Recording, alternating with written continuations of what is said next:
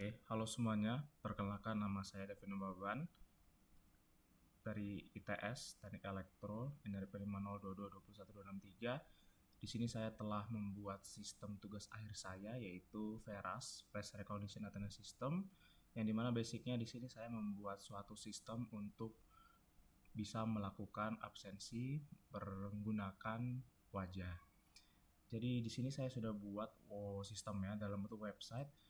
Di sini ada VERAS App, di mana folder ini berguna untuk menampilkan websitenya. Di sini ada machine learning server. Jadi di sini merupakan hasil machine learning yang sudah saya latih data-datanya.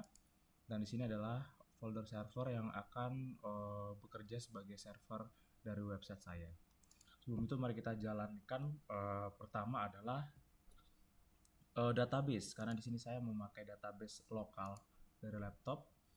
Jadi saya akan jalankan terlebih dahulu. Saya di sini menggunakan SQLite database ya, jadi MySQL.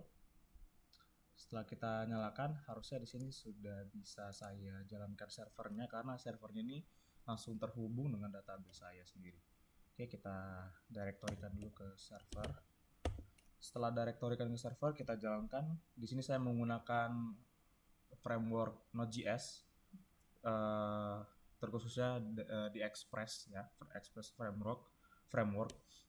Jadi di sini kita langsung runkan saja npm run start. Nanti di sini saya setting dia berjalan di port 8000. Di sini saya menggunakan Node juga. Misalnya teman-teman nanti membuat suatu server pakai Node dapat digunakan untuk bisa servernya berjalan apabila ada perubahan tanpa mesti dilakukan restart terlebih dahulu. Oke, selanjutnya kita jalankan folder machine learning ya. Ini saya directorykan dulu ke folder ML server, namanya ya saya buat ya. Kita directorykan. Setelah itu kita jalankan saja menggunakan Python app.py ya, karena di sini saya pakai Flash ya untuk frameworknya. Oke. Harusnya di sini kita tunggu jalan, dia akan jalan, muncul namanya pin ya. Oke, kita tunggu. Nah, di sini sudah jalan ya, teman-teman. Harusnya. Nah, sudah muncul di debugger pinnya. Kemudian kita jalankan front end. Di sini saya menggunakan framework React ya, React.js.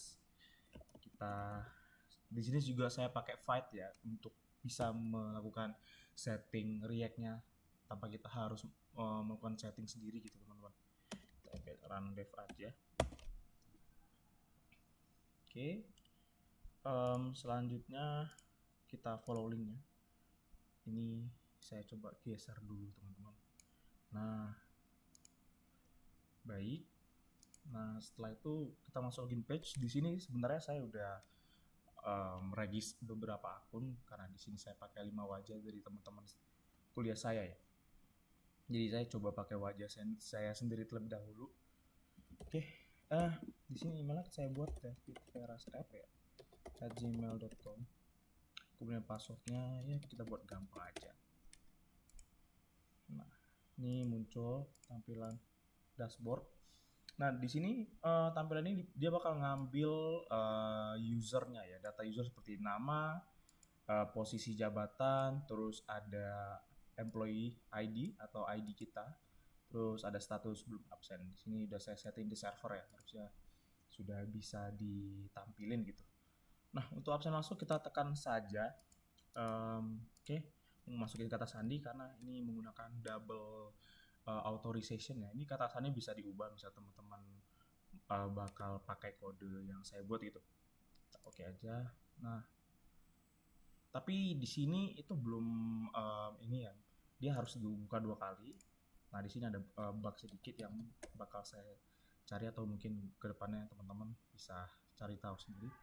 Oke, kita buat. Nah, dia sudah check in ya. Sudah wajah saya terdeteksi ada di check in pada jam 6.03.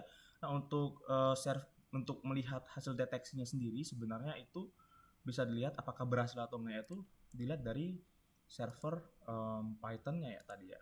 Nah, misal apa sih kalau semisal ya, coba saya tunjukin lagi wajah saya. Semisal kayak saya kayak gini. Nah, di server Pythonnya bakal dapat warning 400 gitu ya, menandakan bahwa tidak ada wajah terdeteksi. Tapi ketika saya begini, wajahnya akan terdeteksi. Nah, seperti itu. Kita close kamera. Oke, harusnya di sini berubah, tapi mungkin saya harus atur lagi kodenya. Kita restart saja. Harusnya status menjadi ganti, yaitu Anda telah masuk pada pukul 18.03. Kemudian tentunya untuk absen masuk, kita perlu namanya absen keluar ya teman-teman, untuk bekerja. Absen keluar sama, tapi di sini kita masukin kata sandi lagi.